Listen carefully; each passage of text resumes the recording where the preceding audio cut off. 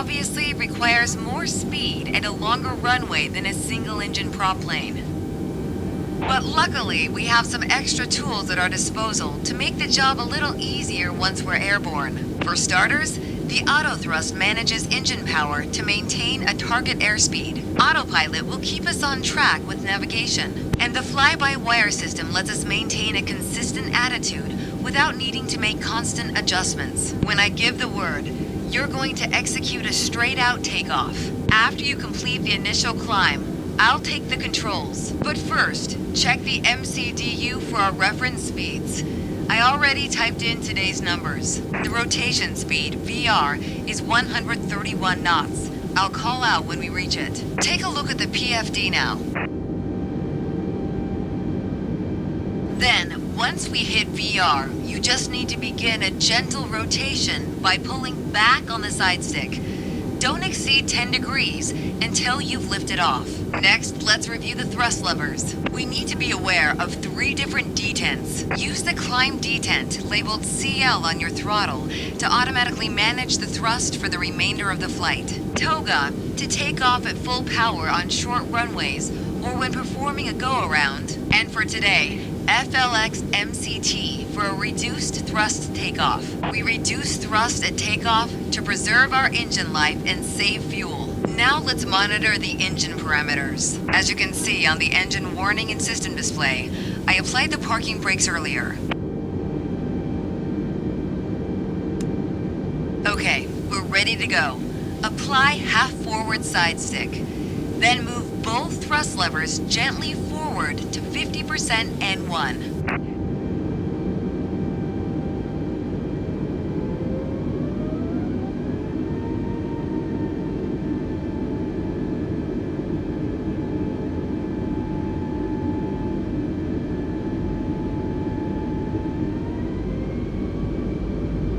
Then move them to the flex detent.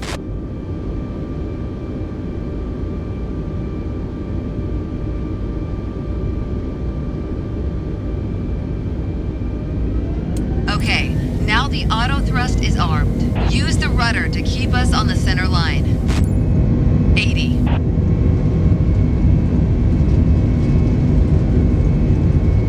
Rotate.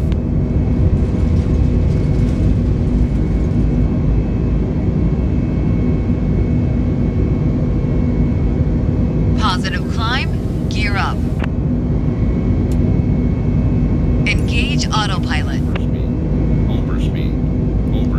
Autopilot can either be engaged 5 seconds or 100 feet after takeoff to manage heading and altitude. The FMA is showing lever climb, which means we've reached thrust reduction altitude. Adjust the thrust levers to climb detent.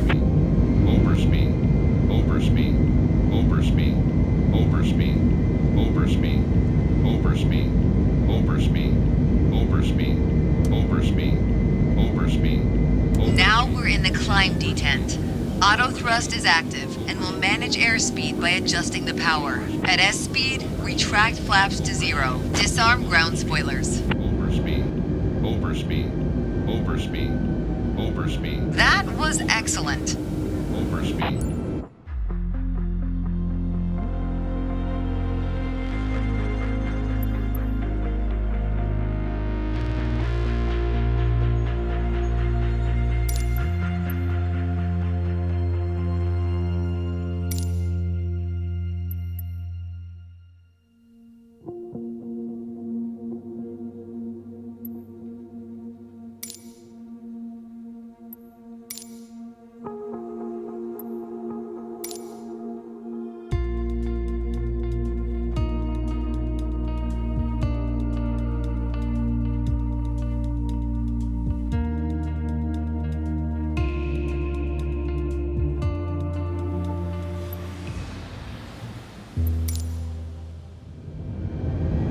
Course for a visual landing approach into Nice Côte d'Azur. Auto thrust is going to handle power management, so our main objective is to control the pitch to stay on the glide slope. The beauty of fly-by-wire means you only need to use the stick when you want to make attitude adjustments.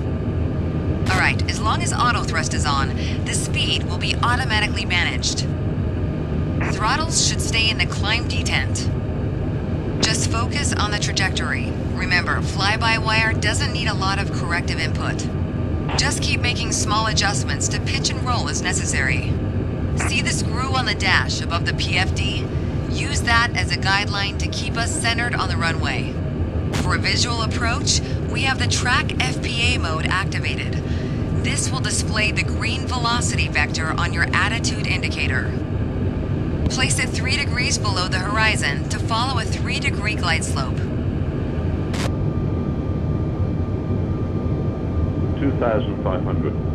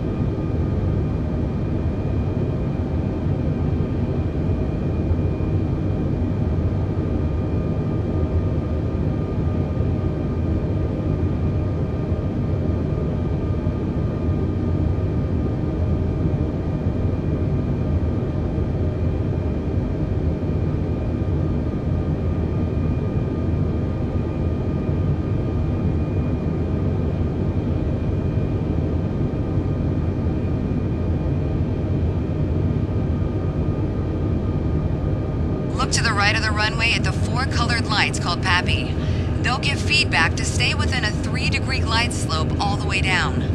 If the PAPI shows 2 white lights and 2 reds, then we're on target. 4 white lights means we're too high. 4 red means we're too low. At 20 feet, pull back on the stick to kiss the runway, but be careful to avoid a tail strike.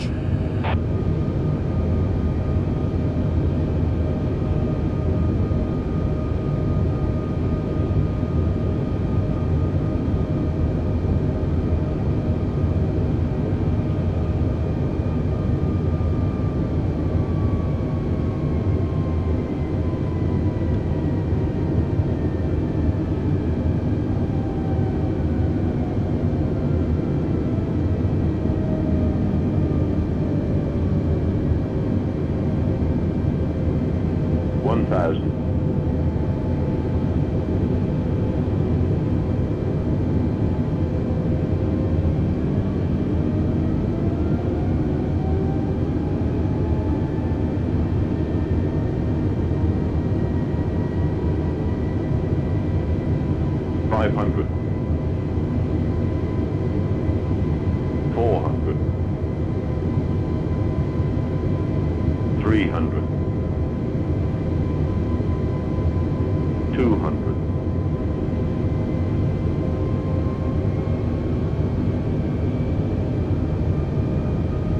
100. We're getting close to the threshold. Now shift your focus down to the end of the runway. Listen for the computer calling out retard, then set thrust to idle.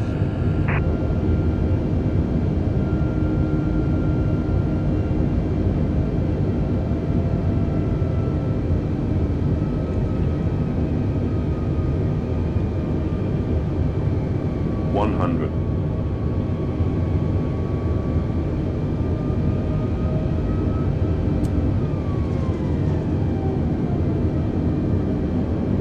60, 50, 40, 30, 20. Time to flare.